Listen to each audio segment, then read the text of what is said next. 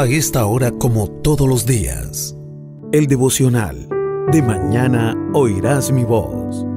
Una reflexión sobre la palabra de Dios, en conexión con Poderosa Celestial Radio. Disponga su mente y su corazón para escuchar la palabra del Señor. La tercera dispensación es la dispensación del gobierno humano. Entonces decíamos que una vez que Adán y Eva caen en el error, son sacados y son bloqueados prácticamente. Allí pierden la inocencia y viene la dispensación de la conciencia, donde ya hay una responsabilidad moral en ellos. Y suceden dos cosas. Tuvieron conciencia de dos cosas importantes, decíamos, del pecado, número uno, y la conciencia de cómo podía acercarse la humanidad a Dios por medio de los sacrificios. Y por medio de un sacrificio, uno solo nada más, ahora mismo, en este tiempo, nos acercamos a Dios. ¿Cuál es el sacrificio? No es el suyo ni el mío, es el de Jesucristo. Por medio del sacrificio de Cristo, nos acercamos nuevamente a Dios, porque a través de la ley se habilita la conciencia de pecado. Eso es lo que hemos estado explicando de una manera sencilla. Y hoy, en la dispensación del gobierno humano, esta inicia desde la salida de Noé del arca hasta la dispersión de la gente en la Torre de Babel. ¿Se acuerdan? Génesis capítulo 11.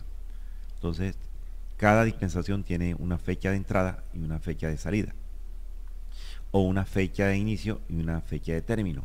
Y hemos estado diciendo que las dispensaciones tienen promesas, pero también tienen juicio. Cada dispensación termina en un juicio. Entonces, según estas narraciones en la Biblia, el diluvio demora un total de año y 10 días, para que lo sepa si no lo sabía. El diluvio realmente demora 1 año y 10 días, porque primero fueron 7 meses desde que Noé entró en el arca, fueron 7 meses, hasta que el arca reposa en el monte Ararat. Hasta ahí fueron 7 meses. Después se cuentan 5 meses con 10 días antes de que Noé recibiese las instrucciones para salir del arca con su familia y los animales. Y esto da un total de 12 meses con 10 días o 1 año con 10 días. Esta es como una información general. Entonces, siguiendo la secuencia de esta dispensación, se puede decir que aquí en esta dispensación se puede caracterizar porque Dios le entrega la responsabilidad al hombre. Por eso se llama la dispensación del gobierno humano. Pero entonces surge una pregunta. Si el diluvio, pastor, termina con toda la gente que había y únicamente quedó Noé con 7 personas más, y supuestamente, o usted dice que es la dispensación del gobierno humano, ¿a quién iba a gobernar Noé? ¿Cuál era la responsabilidad de Noé entonces? Pues le tengo noticias. Noé iba a gobernar a 2 tipos de personas. Número 1, tenía que primero ejercer gobierno sobre sí mismo. Tenía que tomar acción sobre sí mismo. ¿Por qué? Porque Noé venía de un pasado también bastante, diríamos, como vergonzoso delante de Dios. Noé venía de un pasado vergonzoso. ¿Y cuál era el pasado vergonzoso de Noé, pastor? Era que traía una maldición del licor. Entonces, él tenía que ejercer gobierno sobre sí mismo. Y realmente no pudo llevarse a cabo ese gobierno de sí mismo.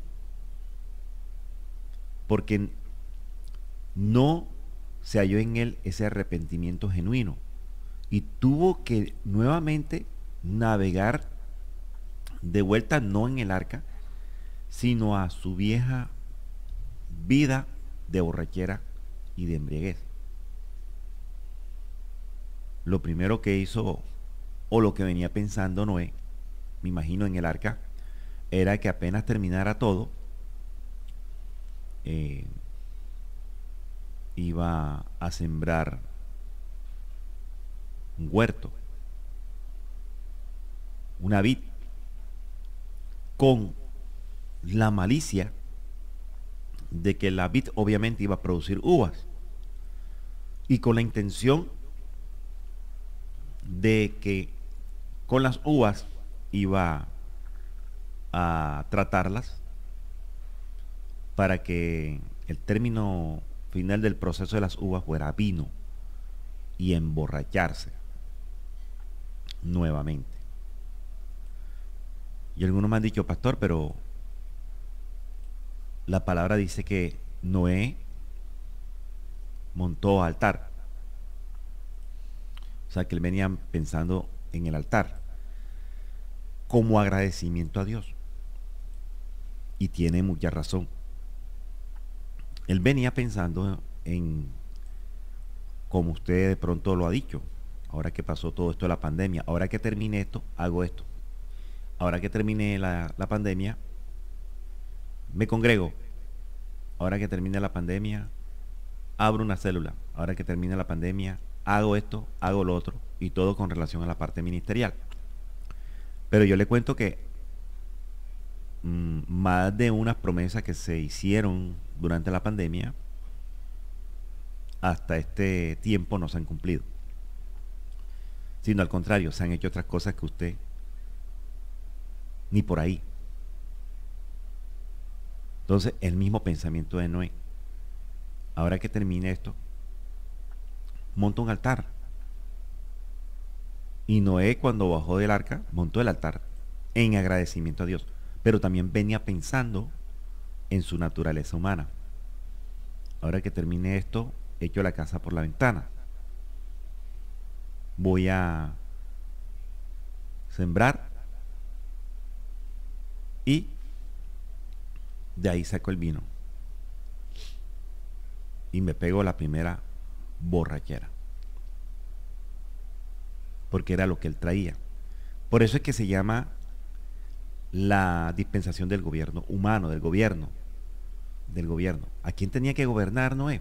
Pues a él mismo, a sus acciones, a su pasado. Pero esto no pudo llevarse a cabo nunca. Y con esta embriaguez trajo maldición a su familia. Trajo maldición a la familia. Hombre, claramente porque las escrituras nos hablan del vino y nos hablan de las consecuencias del vino o de la sidra o del trago o del whisky o de la cerveza en la vida del hombre, de la humanidad. Y Efesios 4:22, si usted lo puede buscar ahí rápidamente, Efesios 4:22, mire lo que dice. En cuanto a la pasada manera de vivir, Efesios 4:22, en cuanto a la pasada manera de vivir, despojaos del viejo hombre, que está viciado conforme a los deseos engañosos. Esto era Noé. Noé no se pudo despojar del viejo hombre, porque todavía estaba viciado. Despojaos le tocaba a Noé, y despojaos nos toca a cada uno de nosotros. La pregunta sería, ¿de qué te tienes que despojar? ¿De qué me tengo que despojar yo? ¿Qué es lo que nos está afectando a nosotros en la parte espiritual? Estamos hablando de este tiempo. Estamos haciendo entonces la misma cosa que Noé. Y la primera carta de Timoteo, váyase a la primera carta de Timoteo, porque escrito está. Todo esto está en la palabra. Primera de Timoteo capítulo 3. Dice la palabra del Señor. Primera carta de Timoteo capítulo 3. En el 3 y en el 4. Dice: 1 Timoteo 3:3. No dado al vino, no pendenciero, no codicioso de ganancias deshonestas, sino amable, apacible, no avaro. El 4, que gobierne bien su casa, que tenga a sus hijos en su gestión con toda honestidad. El 5, pues el que no sabe gobernar su propia casa, ¿cómo cuidará de la iglesia de Dios? Y Noé no supo gobernar su propia casa. ¿Cuál casa, pastor? Su cuerpo, su templo, y en este tiempo el templo del Espíritu Santo. Tenía una responsabilidad Noé de tener templanza, que es lo que nos dice Gálatas capítulo 5, nos dice en el 23 que hay que tener templanza, hay que estar bien parado para confrontar todavía las cosas que nos acechan a nosotros. Por eso es que Gálatas nos habla claramente de la obra de la carne y la obra del Espíritu Santo. Estas chocan, estas se oponen entre sí. Estas cosas pueden traer enfermedades que usted ni siquiera se imagina en su vida, en su mente. Trae maldiciones. Entonces eso que tenía Noé en su mente todavía, y lo que hizo, porque él lo hizo tan tangiblemente que provocó una maldición en la vida de su descendencia, en la vida de su hijo y en la vida de sus nietos. Recuerden que a través de eso hubo un problema allí, que uno de los hijos pues lo ve desnudo, y eso pues tiene muchas cosas que escudriñar allí, y él mismo dice: maldice la generación de su hijo. Trajo maldición. ¿Por qué? Hombre, porque a Noé le faltó algo que se llama, ¿cómo, pastor? Dominio propio. Entonces, ¿cómo iba a gobernar a su familia? Porque la otra responsabilidad que tenía Noé era el gobierno a su familia, gobernar a su familia, a los 7 que les quedaban, o que quedaban en ese momento. Entonces, si yo no tengo dominio propio para mí mismo, ¿cómo voy a gobernar yo? Como dice la palabra en Timoteo, ¿cómo voy a gobernar la primera iglesia, que es la casa? ¿Y cómo voy a tener autoridad sobre otros que no son nada mío en la parte familiar, que no son genética? Entonces aquí lo que dice en Timoteo, que habla sobre los requisitos de los obispos y de los diáconos, es que si no gobierno bien mis cosas, ni administro bien las cosas, no tengo autoridad moral, ni criterio espiritual para exigirle a otro. Y ese es el problema que está pasando dentro de las congregaciones. No pueden con el pecado, no corrigen sus cosas, pero quieren entonces atacar a otro para que lo hagan. Y eso no debería ser así. Realmente no debería ser así. Entonces, a través de Noé fue un instrumento en esta dispensación, donde Dios pudo demostrar que el hombre no puede gobernarse así solo por sus propias expensas. Y por ende, pues no puede gobernar a otros sin la ayuda de Dios. Entonces yo no puedo con mis cosas por mí mismo. No es que yo, no. Porque la misma palabra dice en el Evangelio de Juan 15:5, porque separados de mí nada podéis hacer. Y eso está completamente claro. Sin la ayuda de Dios, nada podemos hacer. No, es que yo puedo con esto, yo puedo solo. Es que déjame hasta que Dios me hable. Dios te está hablando. Es que Dios viene hablando. Y he encontrado en la palabra que Dios habla 2 veces, nada más. La tercera toma acción. Toma acción. Entonces vienen los hijos de Noé con el proceso. Can, los hijos de Can comete el error. Él maldice a la generación de Can, a Cus, a Misraín, a Fut y a Canaán. Maldito sea Canaán. Canaán, tierra de maldición, por el mismo Noé, por la actitud del padre o de Noé. De Jafet no se sabe nada. Lo que hizo Jafet fue multiplicar. De ahí es donde vienen los de Asia Menor y los de Europa. Vienen de los jaféticos. Jafeteístas, podríamos hablarle, o jaféticos. De la línea de los jaféticos, de Jafet. De Jafet no se dice nada, sino que hubo una multiplicación en Jafet. Los de Can, maldición, de ahí vienen los africanos y los de Arabia por allá. Los camíticos, los de Canaán. Pero en cambio los de Sem, los semitas, vienen los hijos de Sem, que son Elán, Asur, Arfasad, Lut y Arán. Y uno de los principales de ellos fue Arfasad, porque de Arfasad viene Abraham, y de Abraham viene toda la descendencia, porque Dios tenía una línea, y una línea roja, que desde que el hombre cae, la humanidad cae, el Señor estableció algo así como una línea roja, un camino de salvación. Y de los semíticos, donde vienen los asirios, los palestinos. Y en este tiempo hay mucha gente que son antisemitas, que es donde atacan a la población judía. Hay unos que son antijudíos, antisemíticos. Entonces, esta reflexión nos lleva a nosotros a entender que el hombre por sí solo no puede hacer las cosas. Nosotros no podemos hacer las cosas por nosotros mismos, porque nos hace falta dominio propio. Entonces, por estas razones uno no puede manejarnos, ni manejar a otro, ni gobernarnos, ni gobernar a otro, sino con la ayuda del Espíritu Santo. Eso lo dice Timoteo capítulo 3, 5. Ahí lo dice, que fue la que leímos hace unos minutos. Si no sé gobernar mi casa, mi templo, ¿cómo voy a cuidar de otro?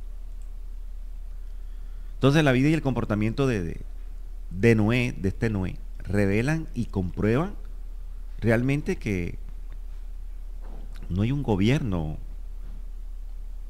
en este tiempo sin la ayuda. Todo tiene que ser con la ayuda de Dios. Entonces Noé fracasa. Trae la maldición a la descendencia. Se levantaron hombres orgullosos de la descendencia de Noé, porque ellos tenían que multiplicarse. Se levantan hombres orgullosos, impíos, egoístas, y querían alcanzar renombres y ser famosos. Y más de uno, la generación de ellos, obviamente desconocían todas estas cosas sobre lo que Dios hizo en ellos, sobre este diluvio. Ellos únicamente se encaminan a producir, a llenar la tierra, pero sin la ayuda de Dios. Inclusive conspiraron, dice la palabra que conspiran para edificar una ciudad y una gran torre para hacerse famosos. Ahora, si había una promesa de Dios, o hay una promesa de Dios, y la promesa de Dios es que Dios le dijo a Noé: yo no voy a destruir más la tierra con otro diluvio, ya no va a ser con agua. Más sin embargo, la generación que se levanta, la visión de ella o de ellos era: hagamos una torre que llegará hasta el cielo. ¿Para qué? ¿Para qué ellos tenían que construir esa torre? Porque en ellos había algo como decir: por si acaso Dios nos manda otro diluvio, estaremos a salvo por nuestros propios medios, y por nuestros propios medios con esta torre llegaremos al cielo. Llegaremos al cielo. Entonces, la edificación de la torre de Babel, que nos habla Génesis capítulo 11, realmente es una rebelión contra Dios. Inclusive podríamos hablar que la edificación de la torre de Babel. Babel significa confusión. Es una rebelión contra la política de Dios. O sea, es una rebelión política. Es una rebelión religiosa. Es una rebelión contradictoria, desconociendo la palabra de Dios. Es una huelga. Si usted quiere saber la primera huelga, esa es la primera huelga que muestra la Biblia. Una rebelión huelguística. Es una rebelión sindicalista. Si usted quiere hablar de los sindicatos, ese es un sindicato. La Biblia en Génesis capítulo 11 nos habla de un sindicato, primer sindicato, ahí está. Una rebelión sindicalista. Porque todo va en contra de Dios, en contra de Dios. Estamos hablando en contra de Dios, no del hombre, en contra de Dios. Entonces vienen también los convenios entre ellos mismos, los concilios entre ellos mismos. Estamos hablando de esta época. No quiero que alguien se sienta ofendido de que... No. Estamos hablando de Noé. Yo hablo de Noé, de lo que está en la palabra. Lo dice Génesis 11, de 3 al 4. Y hasta religiosa. Una rebelión religiosa. Porque buscaban la solución por sus propios méritos, por sus propios esfuerzos. Y esto creó desconfianza entre ellos. Creó competencia, rebeldía entre ellos. Génesis 11:4 nos habla algo de eso. Mire todo lo que produjo esta cuestión de Noé. Porque en Génesis 11:4 dice, y dijeron, vamos, edifiquémonos,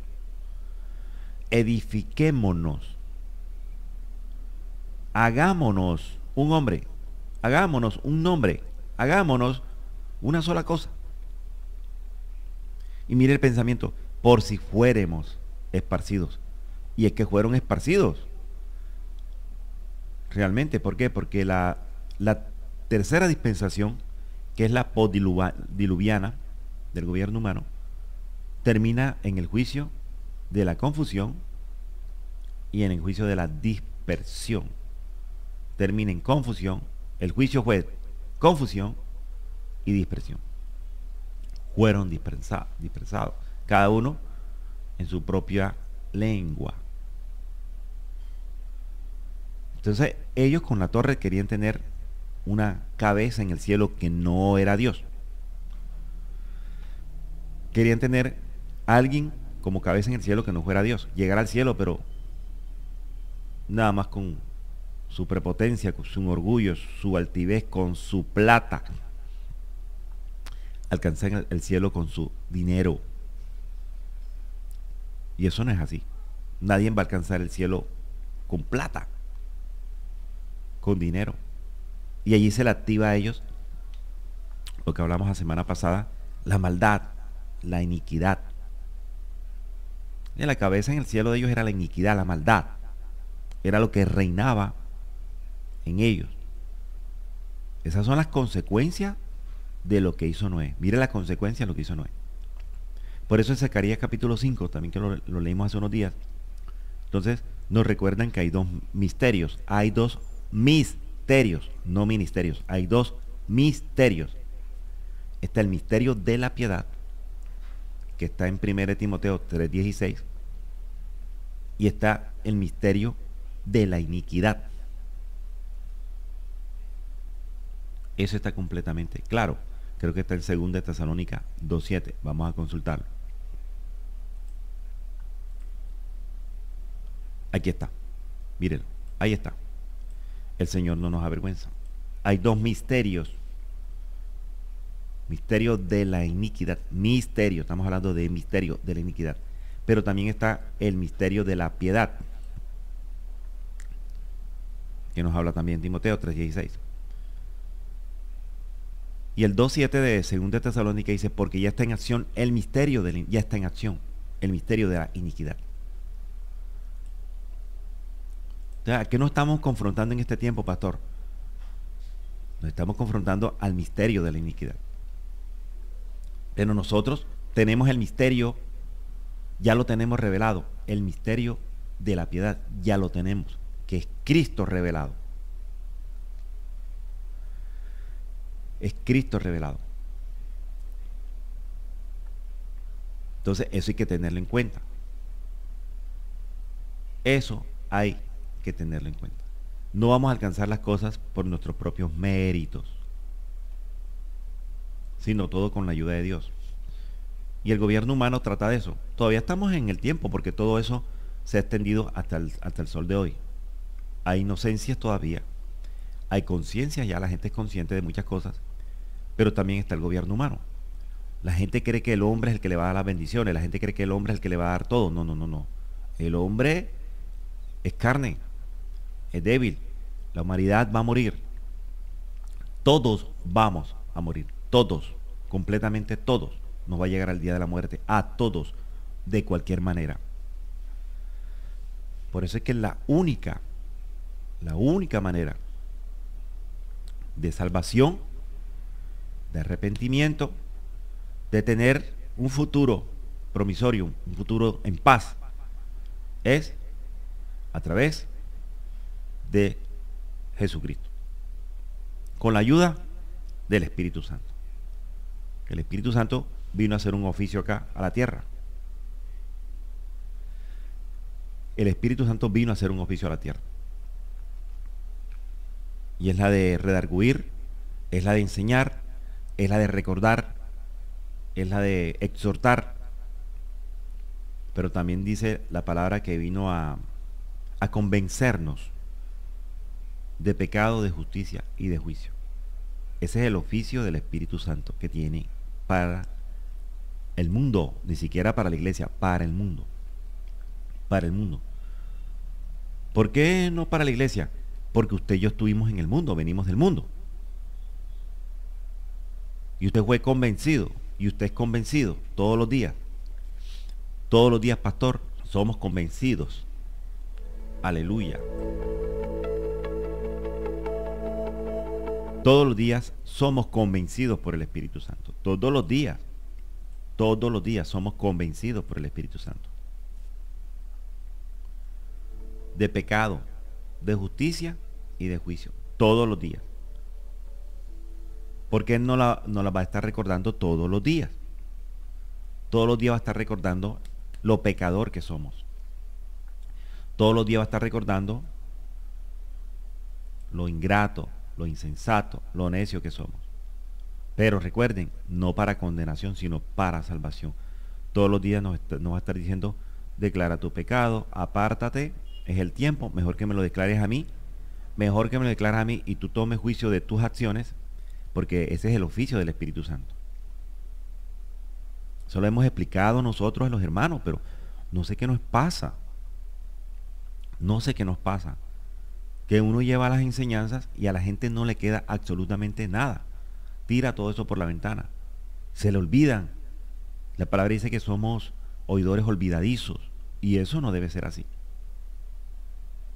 Ah, no, pero es que yo soy así y Dios me cambiará. No. A usted le toca, le corresponde, tiene una responsabilidad delante de Dios desde comenzar a cambiar su actitud. No, que nadie es perfecto, pero hay un perfecto que nos está diciendo que nosotros poco a poco, con la ayuda de Él, tengamos que cambiar. Tenemos que cambiar. Entonces nos estamos justificando en la carne. Y eso no es así, hermano. Justificando en la carne. Y muchos hermanos entonces, ay pastor, qué tremenda palabra, ay pastor, qué bonito mensaje, ay, y entonces, ¿por qué no cambiamos? ¿Por qué no lo hacemos? ¿Por qué no reflexionamos? Y alguno dice, ah, no, entonces que Dios me trate. Usted está diciendo que Dios lo trate, Dios lo va a tratar. Dios lo va a mandar a cama, si es que no se lo lleva antes. Y esto no es amenaza, esto es porque está escrito. Está escrito. Noé quiso hacer unas cosas que estaban fuera, porque la misión que tenía no era multiplicar, guardarse en el arca, ¿sí? Guardarse con su familia y salir a reproducirse, pero reproducirse de una manera buena, con la ayuda del Señor. Pero mire todas las consecuencias. La consecuencia de la Torre de Babel es culpa del patriarca Noé. Es culpa de él.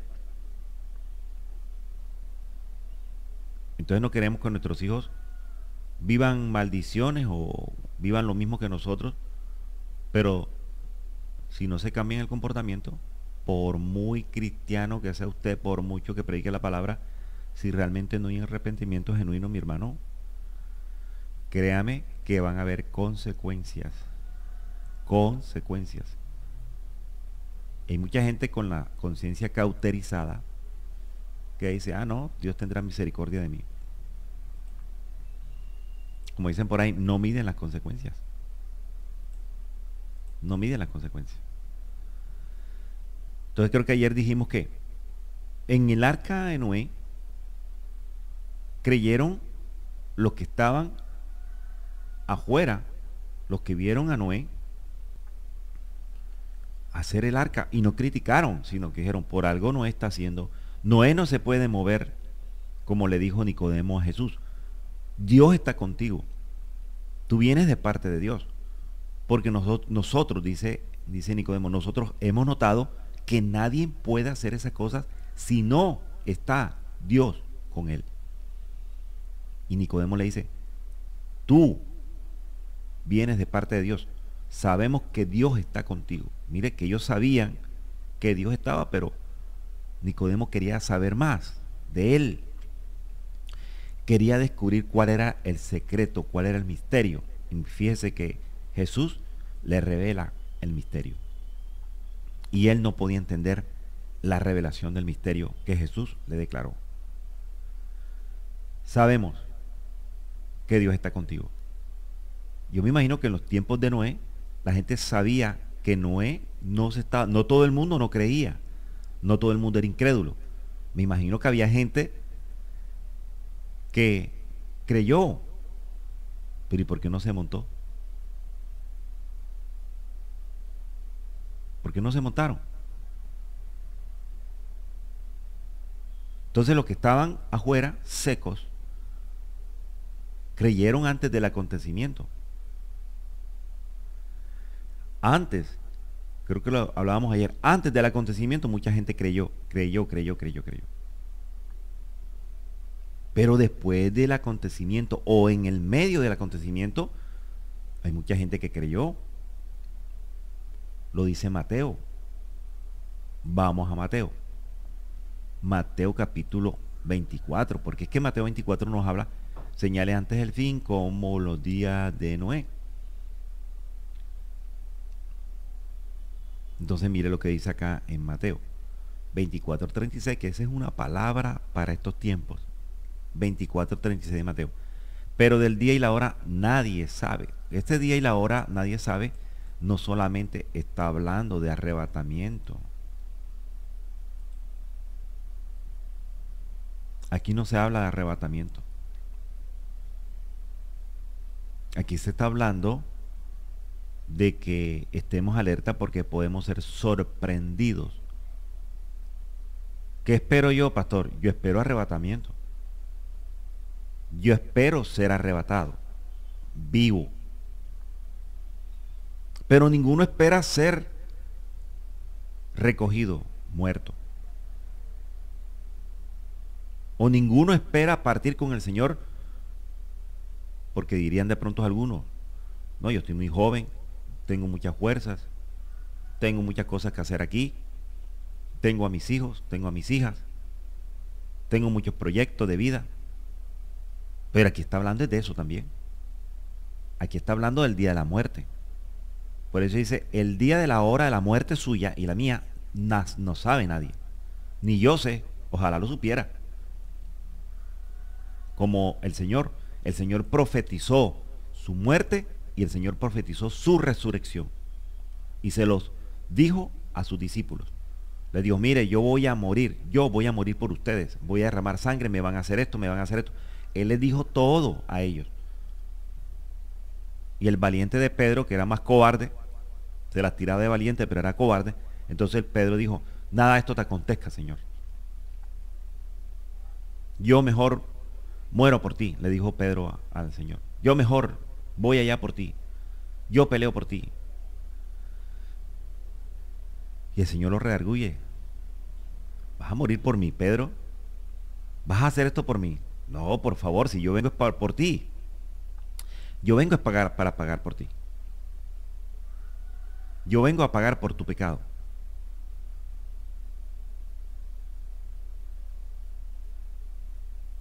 Pero aquí, ojalá todos, Dios mío, esperaremos al Señor y fuéramos arrebatados. Pero del día, dice que ni aun los ángeles. No, que un ángel me reveló el día que voy a partir con el Señor. Ojalá Dios permita. Va a ser de sorpresa. El día y la hora nadie sabe. En que tú vas a partir, en que yo voy a partir, nadie sabe. Y podamos tener los planes que tenemos. Y podamos planear lo que planeemos. Como aquel rico insensato que dijo, tengo tanta plata, tengo tanto dinero, tengo todas las cosas que hacer y ya no sé qué hacer con el dinero, con la plata. Mejor ya sé lo que voy a hacer. Voy a tumbar este granero y lo voy a levantar nuevo con tantos pisos, y hizo su plan. ¿Y qué le dijo el Señor? Necio. Necio. Esta noche viene por tu alma. Y lo que has planeado, lo que has sembrado, las ganancias deshonestas, tu herencia, ¿de quién será? Entonces esta palabra es una alerta para no ser sorprendidos. Por eso es que dicen que cuando, ahí dice la palabra, creo que está en hebreo, dice que no se ponga el sol sobre vuestro enojo. Mire que nos dice muchas cosas para nosotros ir arreglando las cargas. En caso que Él venga por nosotros, bienvenida sea. Dios sabe cuándo será el momento. Ahora hay unos que adelantan el momento de la muerte. Lo dice Eclesiastés claramente. ¿Por qué has de morir antes de tiempo? Y eso se ve a las personas, no solamente a los jóvenes, sino a los rebeldes, a las personas, hombres y mujeres rebeldes. No hagas esto, no hagas aquello, mira, cuídate, no compres esto, no compres aquello, te va a causar un mal, mira, y lo hacen porque son como los que construyeron la torre de Babel. Es que yo lo puedo hacer porque yo quiero, porque yo tengo y yo puedo. Entonces hazlo. Es así, de esa manera. No sabemos el día ni la hora. No solamente del arrebatamiento, no habla solamente de arrebatamiento, está hablando del día de la muerte. Porque la palabra lo dice claramente. Creo que en Tesalónica que nos habla, ¿verdad? Será como un abrir y cerrar de ojos. Ah, pero es que está hablando de arrebatamiento. Sí, pero hay una manera también de ser arrebatados individualmente. Y esa es la muerte individual de cada uno. Por allá en Habacuc 1:15 dice, sacará a todos con anzuelo. Aleluya. ¿Y cómo sacas un pescado con anzuelo? Tirad la red para sacar peces será lo mismo que tirar un anzuelo para sacar peces. En la red se recogen muchos. Y en el anzuelo, que yo sepa, se coge uno solo, de uno en uno. Usted está hablando de un tipo de muerte. Sacará a todos con anzuelo, de uno en uno. Y eso podemos nosotros ponernos a reflexionar. Que el día que pase eso, Señor, me quiero ir contigo. Si vienes a sacarme como con un anzuelo, que es de a uno en uno. O si quiere y tú permites que sea arrebatado en un abrir y cerrar de ojos. Dice la palabra. Es más, y le tengo noticias, yo se lo he enseñado a los hermanos. Eso de abrir y cerrar de ojos es un género de muerte. En un abrir y cerrar de ojos es algo que pasa de un momento a otro, de una manera que usted ni espera. De un momento a otro te cambia la vida, de un momento a otro, de un momento a otro. Pero en Corintios 15:52 lo dice, en un momento, aleluya, en un abrir y cerrar de ojos. Hay gente que lleva enferma 20 años, 30 años, 40 años enferma y el Señor los tiene vivos. ¿Por qué no mueren? Y están en Cristo, Hablemos de las personas que están enfermas, tiradas en una cama 10, 15, 20, 30, 40 años en Cristo y están ahí, o están activos. Porque no han muerto. Y están en Cristo. Y dirán, Señor, llévame. 30 años diciendo, llévame, Señor. No ha llegado tu hora. No es cuando tú quieras, es cuando el Señor diga, ya te llegó la hora. Pero Corintios 15:52 dice, en un momento, en un abrir y cerrar de ojos, género de muerte. Abrir, murió, cerrar los ojos, murió, y abrir, ¡tan! Abrió los ojos, resucitó. Transformación. En un momento me cambió la vida, pastor. En un momento hubo un terremoto, en un momento hubo una desgracia, en un momento se iba dormido en el bus y ¡pum! En un momento sentí que ¡pum! Eso pasó en segundos, en microsegundos.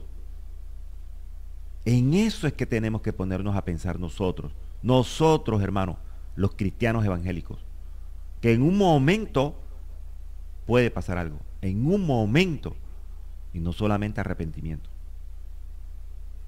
Y usted no puede decir como dice Isaías, no, entonces beberemos, gozaremos. No. Si el Señor quiere, lo hacemos. Si el Señor quiere, vamos al ayuno. Si el Señor quiere. Pero usted no excusa el Señor quiere, porque muchos lo excusan. Si el Señor quiere, no, el Señor no quiso. Es que usted no quiso. Entonces sacamos esto como excusa también. Si el Señor lo quiere, lo permite, lo haremos. Y si no, pues no ha pasado nada. Él es el que manda. Mi jefe se llama Jehová de los ejércitos. Mi jefe se llama Jesucristo de Nazaret. Mi jefe se llama el Espíritu Santo. Y Él hace lo que Él le da la gana en mí. Pastor, eso está escrito. Está escrito. Dice que los que andan en el Espíritu, los que andamos en el Espíritu, o sea, bajo la sujeción del Espíritu Santo, tiene una pelea con nuestra carnalidad. Y se opone a nuestra carnalidad, el Espíritu Santo. Estamos hablando del Espíritu Santo. Y Gálatas 5:17 finaliza diciendo, para que no hagáis lo que quisieres,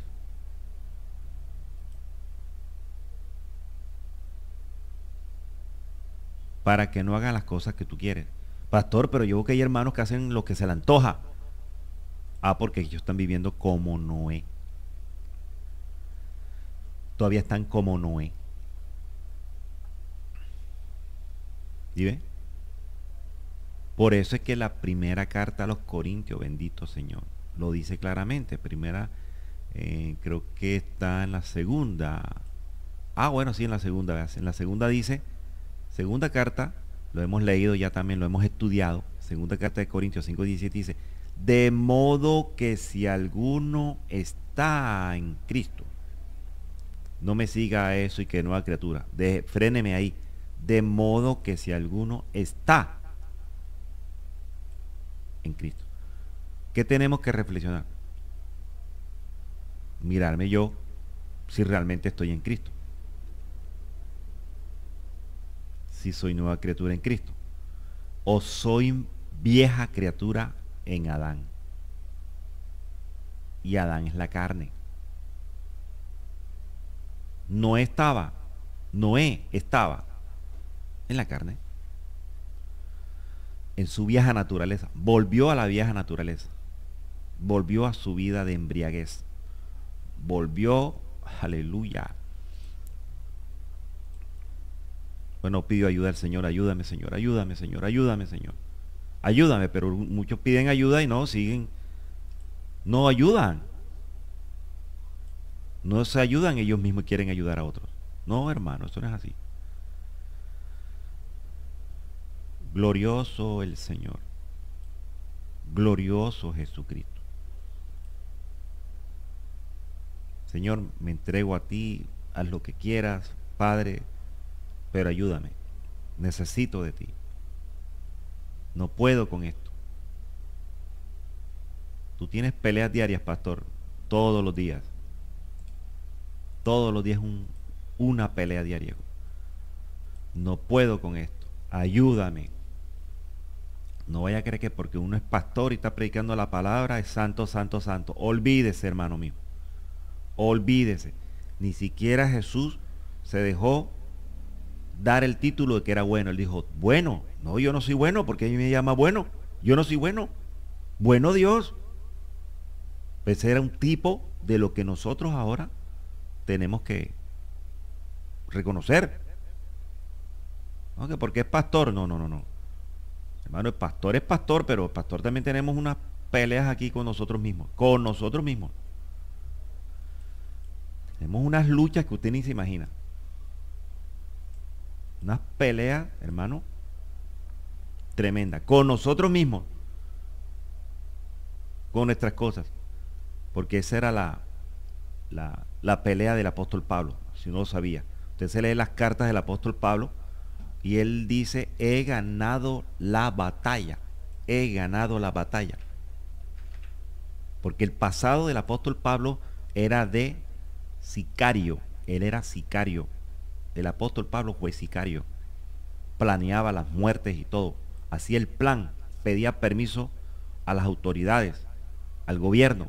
Déjenme matar, yo voy y los mato. Ni siquiera ya en lo último mataba, sino él se deleitaba en ver morir a la gente. Se deleitaba. Él nada más hacía presencia, mátenlo, y él se quedaba ahí. Porque cuando matan a Esteban, él no levantó la mano, pero dio la orden y se deleitó de cómo apedreaban a Esteban. Y eso le costó a él la conversión. Aleluya. No la condenación. Le costó la conversión. Y le costó pagar un precio. Porque cuando el Señor coge a este varón para que lo fuera a ministrar, le impone hermanos, le dice, y él pagará también el precio. Él sabrá lo que es cristiano, porque atacó a los cristianos. Atacó a los cristianos. Y él sabrá lo que es. Porque es instrumento escogido. Y la oración que tenemos que hacer en este tiempo es para que los instrumentos escogidos que están afuera, asesinando, atracando, haciendo toda clase de fechorías, hay muchos instrumentos escogidos.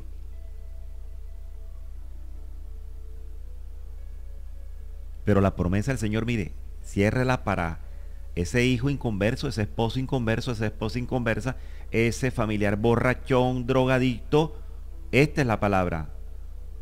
Esta es la palabra.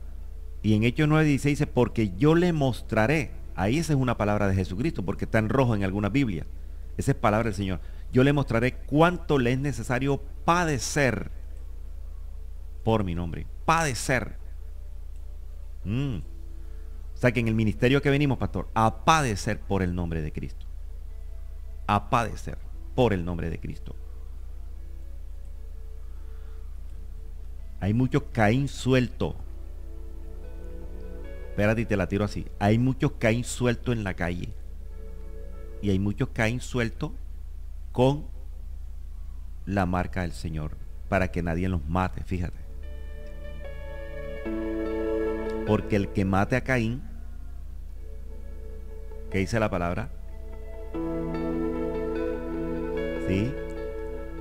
70 veces será condenado por la muerte de Caín. Glorioso el Señor.